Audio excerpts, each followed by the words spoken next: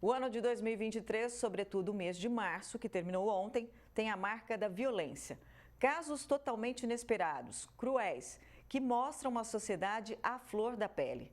Assassinatos como registrados em São Carlos, no caso do funcionário do SAI, que utilizou uma retroescavadeira no crime, ou triplo homicídio em uma festa beneficente.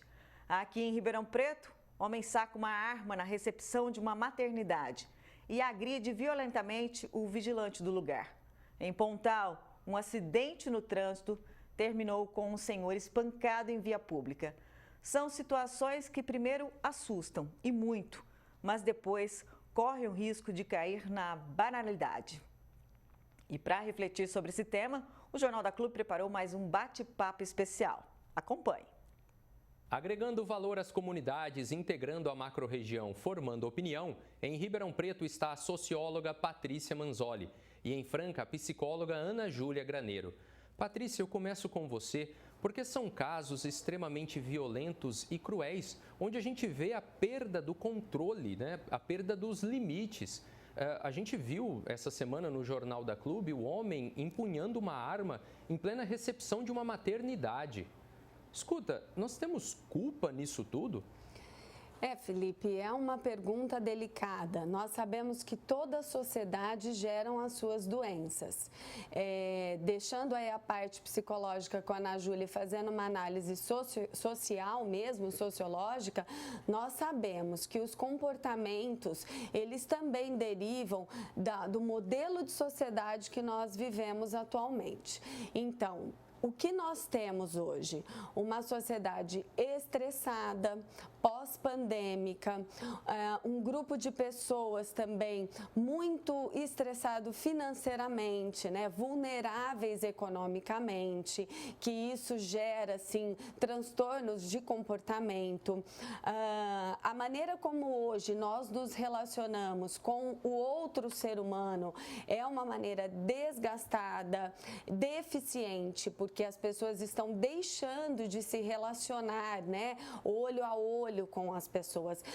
As mídias sociais, elas deixaram uma lacuna muito grande na mediação dos relacionamentos, porque quando você se manifesta apenas por trás de uma tela, por trás de um celular, aparece ali, você dá voz a falas agressivas, a comportamentos desviantes.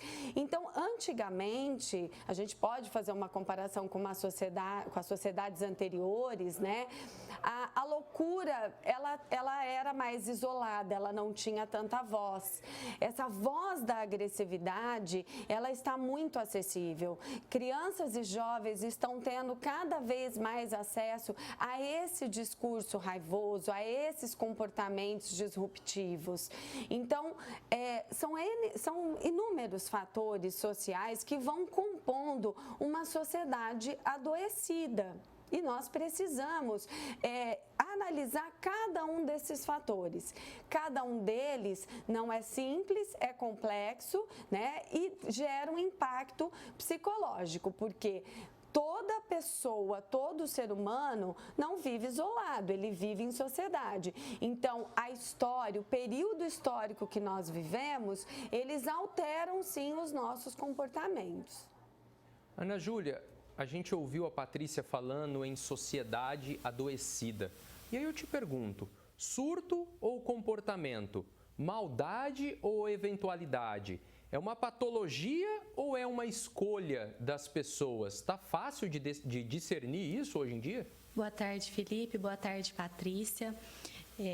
A Patrícia trouxe um pouco dessa contribuição do olhar social, e eu concordo com muitas colocações que ela fez, mas eu gostaria de acrescentar o olhar psicológico, Por que hoje a violência é considerada um fenômeno também da área da saúde, Tanto é que a OMS define a violência como o uso da força ou do poder intencional com o objetivo de provocar ameaça a alguma comunidade, grupo, ou até mesmo contra si mesmo, né? No caso de autoagressão, suicídio.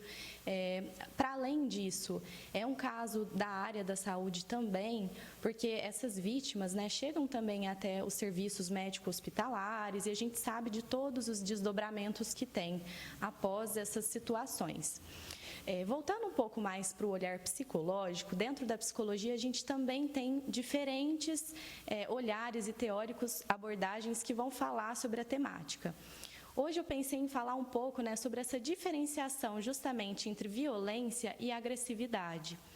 A agressividade, assim como a raiva, ela é uma experiência inerente à condição humana. Então, todos nós podemos, em algum momento, né, ser mobilizados por esses sentimentos de raiva, de agressividade.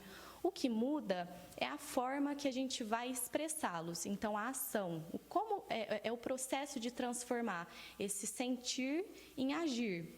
Então, por exemplo, se a gente pensa na agressividade, né, ocupando uma polaridade positiva, e a gente pensar em povos arcaicos, né, onde os homens tinham que ir à caça, né, ir atrás do próprio alimento. Isso demandava uma certa agressividade, tendo como objetivo a manutenção da espécie.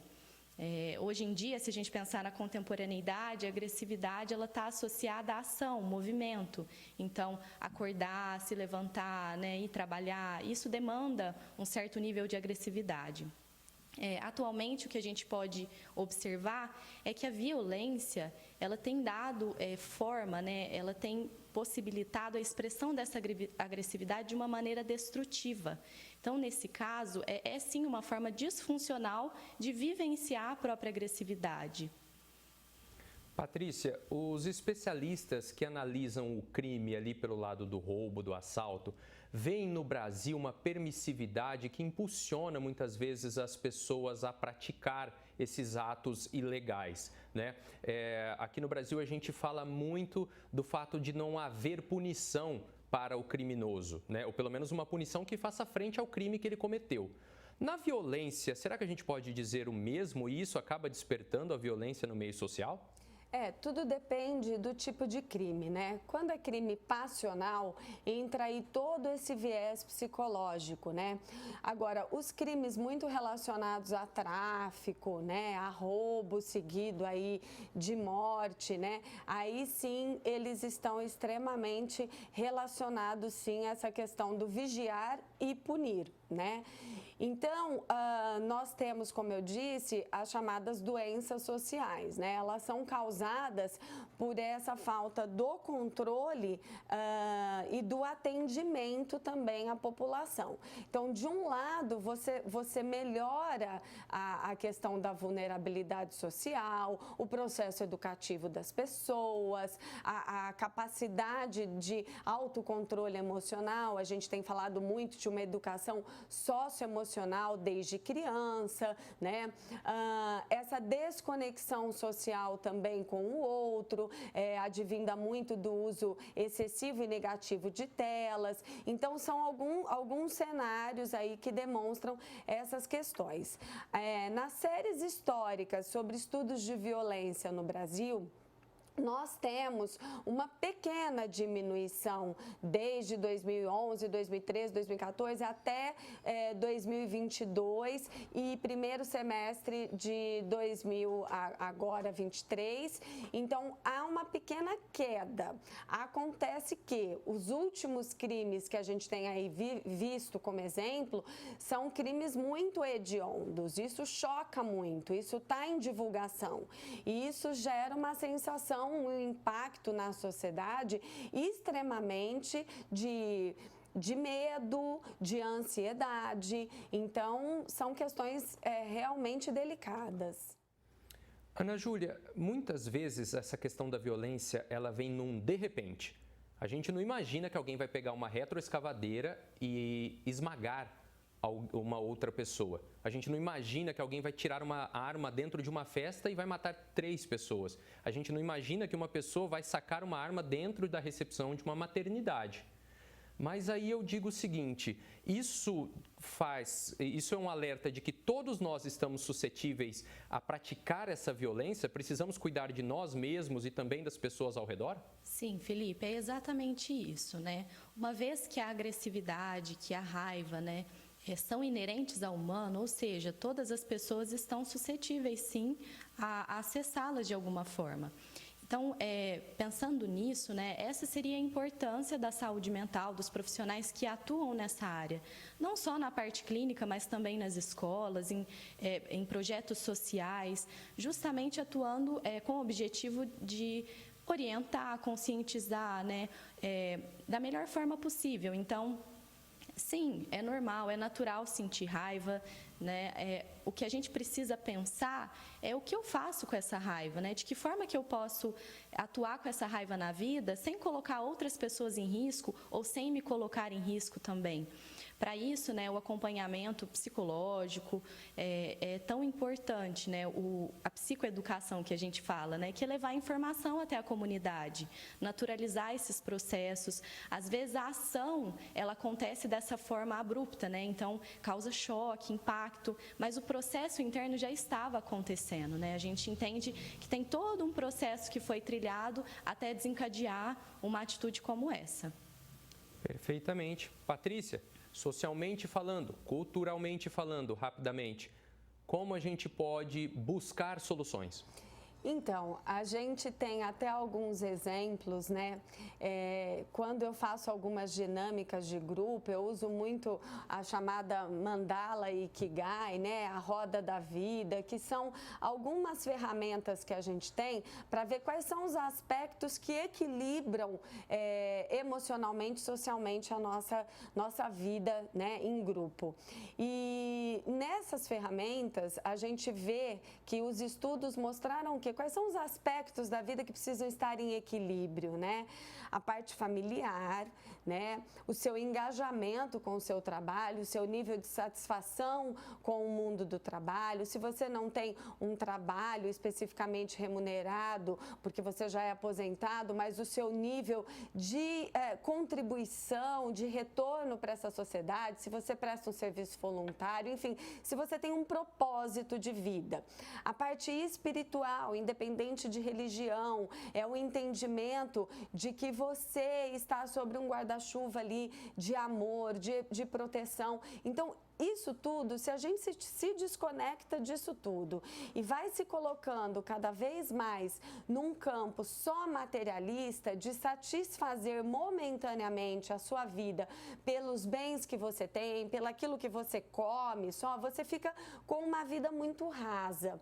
Então, um propósito de vida que traz um equilíbrio emocional muito grande é a gente poder olhar para essas diversas áreas, que seria familiar, né, emprego, relações sociais, relações pessoais. Então, você passeia, você se dá um tempo, o que você faz de bem para você mesmo. Então, são diversas áreas que a gente não pode deixar de olhar para nenhuma delas. Elas não precisam estar com nota 10 em todos os quesitos, mas se a gente atingir aí um bem-estar de mais de 50%, isso não é milagre, isso é esforço. Nós temos que nos dedicar para prestar atenção na vida, né?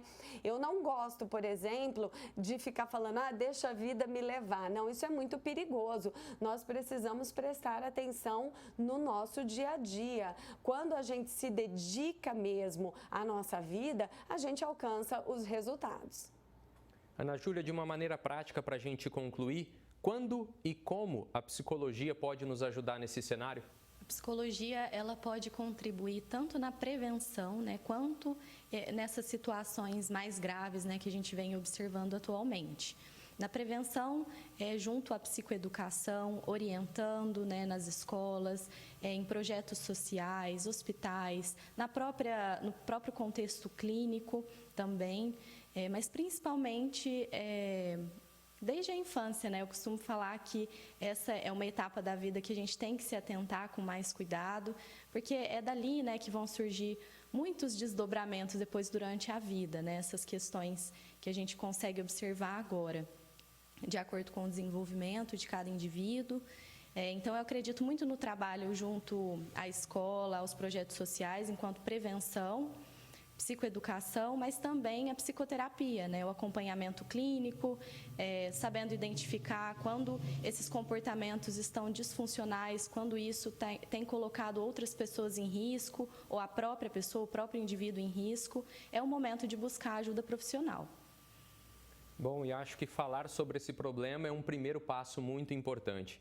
Participaram do Jornal da Clube deste sábado em Ribeirão Preto a socióloga Patrícia Manzoli e em Franca a psicóloga Ana Júlia Graneiro. Às duas, o nosso muito obrigado.